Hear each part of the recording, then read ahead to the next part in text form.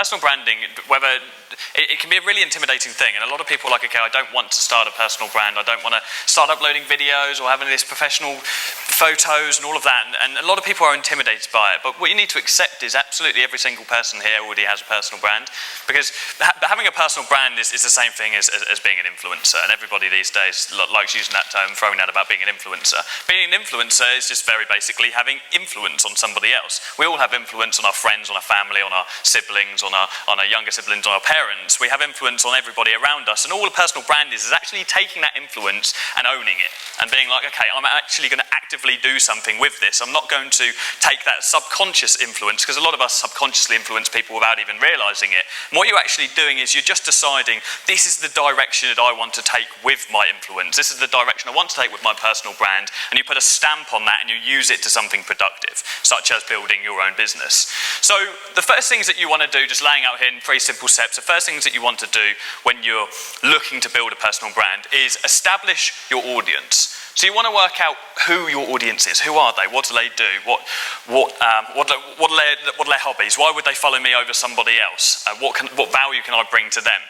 And for me, when I first started, I started my personal brand because I was in a lot of training programs and I wanted to start my business. I was desperate to start a social media agency. I was in a lot of training programs, and I noticed that the actual private groups that I was in for these programs that I was in, the actual mentors or the course creators themselves weren't active in those groups. And I found myself actively posting in there every time I signed up clients, every time I got results for businesses, and I found people started coming to me. People started coming to me and asking me questions when I was getting results, when I was signing new business. And they were like, Jordan, how are you doing this? How are you doing this, that, and the other? And I thought, hang on, this is an opportunity here for me to own this. This is an opportunity for me to take this away and build something from this, and build a network of people who come to me for advice for a specific subject.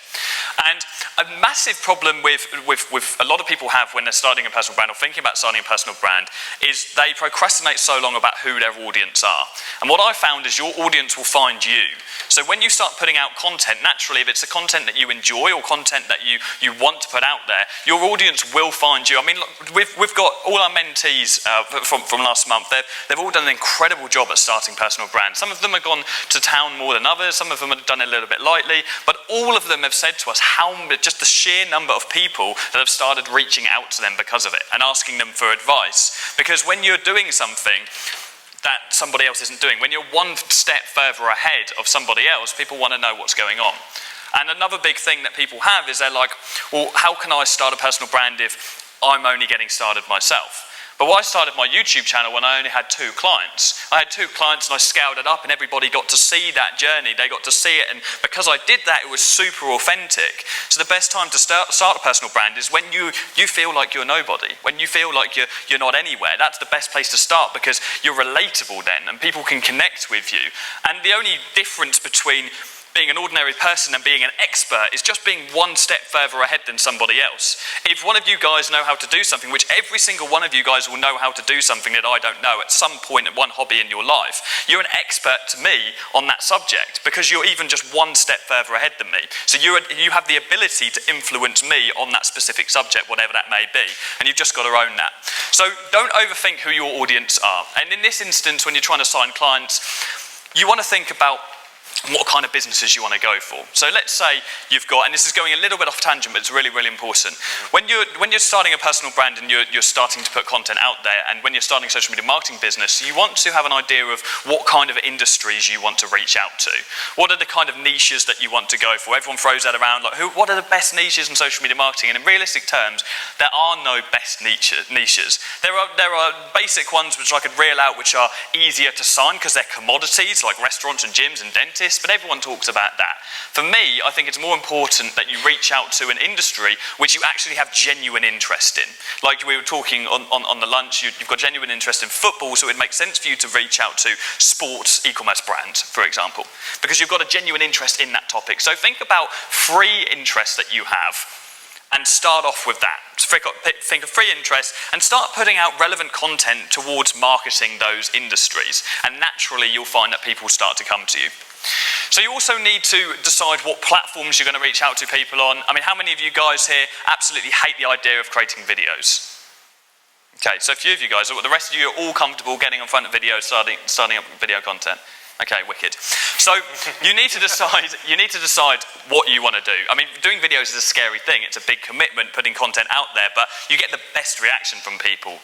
And the biggest reason why people stop doing video, or personal branding in general, is because they're worried about what other people are going to think. And they're worried about what their friends are going to think, worried about what their family are going to think. Did you have a question, my man? Yeah.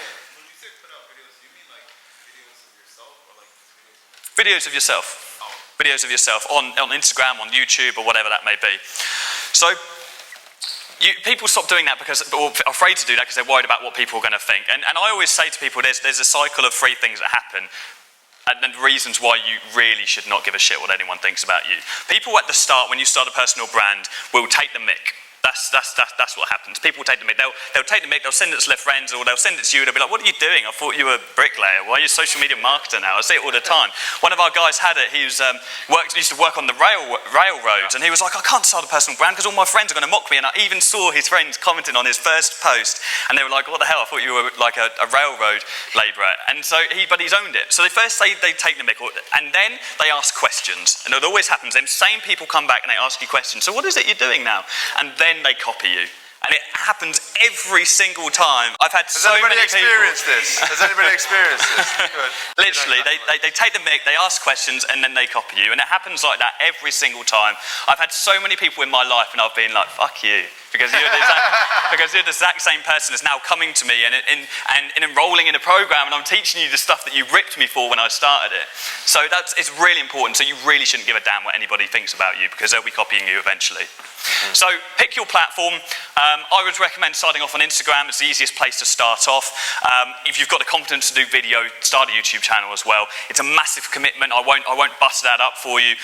It is a big commitment. Even making a weekly video, like it's something which you have to force yourself to do. It's going to be uncomfortable. When I first started doing videos, it took me 2 hours to make a 10-minute video. So it literally did. You're doing jump cuts all the time, and I'm a perfectionist, and I get really annoyed if I stutter over a word, if I say something I don't like. This is why, like, being on stage for me when I started was such an uncomfortable thing, because I'm like, I want to make sure every word I say is like perfectly articulated. And so when I'm on stage, it's a shock to the system.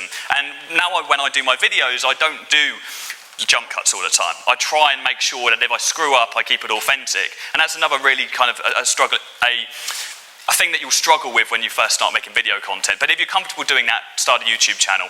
Instagram, YouTube. And then, of course, the most important thing out of all of this is that you should always lead with value. Never try to sell to people when you first start a personal brand. I didn't have any kind of product offering until I had like 5,000 subscribers on YouTube. I don't know how much I had on Instagram. I think I only started my business Instagram like 6 months after my YouTube channel. And I didn't ask for anything in return. All I wanted to do was put value out there, put content which people would be able to relate to, and they'd be like, okay, I can learn from this person, so they keep coming back. And that's the most important thing. To grow a loyal fan base, you need to put valuable content out there without asking for anything in return. I see it so many times, people starting off like a YouTube channel, they've got like 50 subscribers, and they're like, if you want to book a consultation call with me, click the link in the description. It's like, well, no, you haven't got any credibility to be able to do that. And it's so disrespectful to your audience to demand them money. I used to jump on the phone with people for free for months and months and months when I first started my brand, because I wanted to build that credibility and build that trust with my audience, which is so important for me, because I always lead forward with value. For me, I wanted to create a YouTube channel which provided more free value than most people charge for. And exactly the same principle that we're having with this event. I want to give more free value to you guys. You can pay someone $1,000 to tell you the stuff I told you in the last 10 minutes. Like, that's true talk. You literally can pay people thousands of pounds to teach you some of the most simple things. And so I always lead forward with value, and make sure you do that with your personal brand yourself. There's absolutely no shame in regurgitating content that you've seen out there. Like, I read books all the time, and I'll get an idea from a book, or listen to a podcast, and I'll be like, I need to tell my audience that. So just because somebody else has put it out there doesn't mean that you can't repurpose that content, because chances are that your audience aren't looking at their stuff. So there's no shame in getting inspiration from other people and taking little snippets of information, because I didn't invent Facebook ads. It doesn't mean that I can't talk about it and teach people about it. These are just a couple of stats from up until today, just to show you how quickly things can move forward. And this is, by no stretch of the imagination, a baseline for you to work towards, but this is just giving you an idea of kind of how this plays out. And what you're looking at here, if we just go at the top, this is subscribers on YouTube. And I launched my channel on YouTube February last year, so really not a long time at all. And you notice at the start there, all the way through to about July, like you're looking like 6 months in, things are pretty slow, like really, really slow. You've got to accept that when you put content out there, even on Instagram, no matter what platform, like my first 20 videos, nobody watched them. But only the people, my friends or whatever, who I actually actively shared them with, people who wanted to support me, which is not a massive amount of people. People want you to do well, but they don't want you to do better than how they're doing. So when you start actively trying something, they don't really reciprocate that support that you want. So you really notice that first, like, 2 months, I had no growth at all, like literally minimal.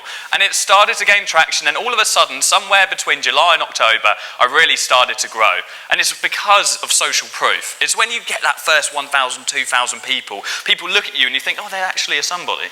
Okay, how is your page moving? You're on 13,000 on Instagram, but I bet when you hit over 10K, you notice that momentum start building a bit more because people think you're a somebody. They don't see you as like, yes, you're still growing. And even my page is on like, I think it's like 30,000. But that first 10,000 was so painfully slow. But when I first got over that, that's when it really started to gain that momentum because people start taking you serious. And that's exactly what you can see has happened here. And actually with personal branding, it doesn't always matter about gaining following. Followers is just almost a vanity metric for yourself. And that's why Instagram and other platforms are getting rid of the likes metric. So Instagram at the moment are actually rolling out in like 4 different countries have done it so far. They're getting rid of Instagram likes because they don't want people to be able to be compared to each other on that level. So it's not about the vanity metrics, it's about the value that you're putting out to your audience, about how engaged your audience are with you, and that's the most important thing. Did you have a... Is there a correlation that you saw of something that you changed or did in that 6 month span that made you go? No, it's consistency.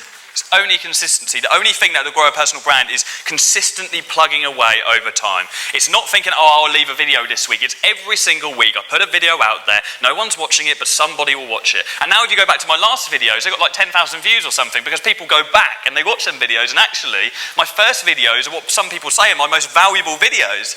Yeah? So you've watched my YouTube content. So you prefer my earlier videos than... Yeah, I did. Exactly, because actually the most valuable content you put out there is the ones at the start because you're really trying to make an impression and make an impact on the audience. So you're trying to get it out there. So people go back and they watch that stuff. But it's the consistency that gets you there. And that's why people fall short because they have a couple of videos, they have a couple of Instagram posts, and then they get no feedback, and then they give up on that. And that's that over. But also it doesn't matter if you don't build a following at all. Like that really doesn't matter. For your clients, they don't really care how many followers you get. Your clients, they just want to see you actively doing what you're saying you're doing. They don't want to go over to your page and they see like it's you like doing some completely other different business model, or it's you getting smashed every weekend, or it's you being really unprofessional. It's like they don't want to see that. For your clients, all they need to see is clarification that you are actually who you're saying you are. So when you send a DM over to someone and it says, I help restaurants skyrocket their revenue through social media ads or whatever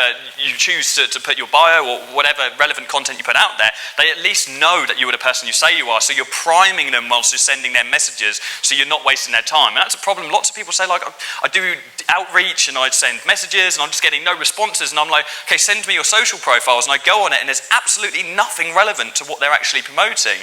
And then they wonder why they're not having a good response, because this is a dog-eat-dog world. There's thousands of people doing this stuff. There's people out there who are hustling on a daily basis trying to get clients, okay, and you're competing against the masses, so you need to make sure that you stand up against everybody else and you're putting good enough content out there.